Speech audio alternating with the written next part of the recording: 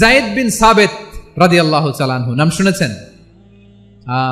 কথা বেরোয় না। যদি জিজ্ঞাসা সালমান খানের নাম শুনছেন, সবাই হাত তুলবে, জি হুজুর শুনছি, মানে সব দেখা শেষ। সালমান খান, আমির খান, অমুক খান, সব খান মুখস্থ, কিন্তু যায়েদ বিন সাবেতের নাম মুখস্থ নাই মুসলমানদের। আবু মাহজুরা আল জুমাহি রাদিয়াল্লাহু তাআলা, আবু মাহজুরা রাদিয়াল্লাহু তাআলা আনহু। 2 নম্বরে বলছিলাম যায়েদ বিন সাবেত রাদিয়াল্লাহু তাআলা আনহু।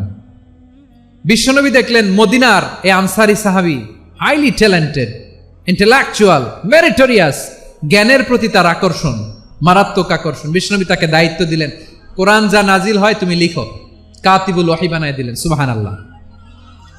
যায়েদ বিন সাবেতরে আবার আজান শিখান নাই, কারণ তার মধ্যে বিশ্বনবী প্রতিভা দেখেছেন, একাডেমিক প্রতিভা। বিশ্বনবীর একাডেমিক প্রজেক্টগুলো তিনি হ্যান্ডেল করতেন। যায়েদ বিন সাবেত ছিল বিশ্বনবীর ব্যক্তিগত সচিব। কি ছিল? ব্যক্তিগত সচিব। বোঝেন নাই? বিশ্বনবীর ব্যক্তিগত সচিব এবং দোভাষী। ইহুদিরা কিছু লিখে দিলে এটার অর্থ বিশ্বনবীরে বুঝায় দিতেন, আবার ইহুদিদের কাছে কিছু লিখতে হলে তিনি লিখে দিতেন।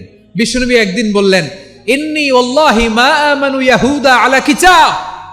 ইহুদিরা যে চিঠি পাঠায় অর্থ তো বুঝি না, আরেক ইহুদি আইনে অর্থ করা লাগে।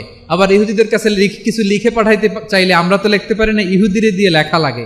ওরা যে পয়রা শোনায় লিখে দেয়, আমি ওদের বিশ্বাস করি না, আমার নিজের একজন লোক দরকার। বিশ্বনবী এই যায়েদ বিন সাবেতকে চুজ করলেন ল্যাঙ্গুয়েজের জন্য। উনি বললেন, যায়েদ তোমার সফট স্কিলকে ডেভেলপ করতে হবে, তুমি হিব্রু ল্যাঙ্গুয়েজ শিখে ফেলো।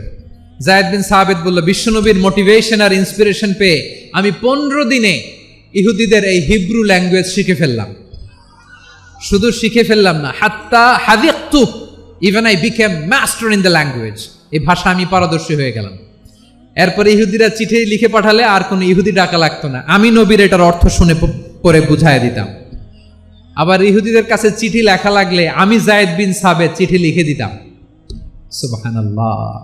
দেখেন, এত সাহাবীর মধ্য থেকে বিশ্বনবীর একাডেমিক প্রজেক্ট, ব্যক্তিগত সচিব, দোভাষী হিসেবে তিনি যায়েদ বিন সাবেতের মতো তরুণকে নির্বাচিত করেছেন। কেমন ট্যালেন্ট হান্টার ছিল আমার নবী।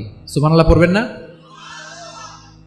বিশ্বনবীর ইন্তেকালের পরে সাইয়েদনা আবু বকর রাদিয়াল্লাহু তাআলা আনহু যখন খলিফা হয়ে আসলেন, কোরআনকে সংকলনের দায়িত্ব দেয়া লাগবে, কোন সাহাবীকে দিবেন?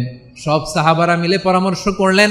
সাইয়েদনা আবু বকর, ওমর সবাই মিলে এই বিশাল কোরআন সংকলনের গুরু দায়িত্ব বিশ্বনবীর ব্যক্তিগত সচিব, বিশ্বনবীর দোভাষী, বিশ্বনবীর সিলেক্ট করাই লোক যায়েদ ইবনে সাবেত রাদিয়াল্লাহু তাআলা আনহুকে দিয়েছে।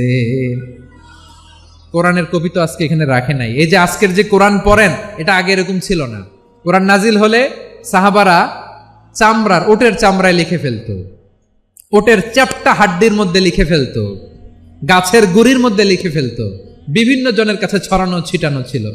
আবু বকর রাদিয়াল্লাহু তাআলা আনহু একসাথে করলেন, পরবর্তীতে উসমান রাদিয়াল্লাহু তাআলা আনহু একসাথে করলেন। 114 সূরার এখন এই মুসহাফ, এই কম্পাইলেশন, এই কপি আমরা পেয়েছি, যার হিউজ কন্ট্রিবিউশন ছিল। এই পুরো কোরআন কম্পাইলেশনের প্রজেক্ট ম্যানেজার ছিল যায়েদ বিন সাবেত রাদিয়াল্লাহু তাআলা।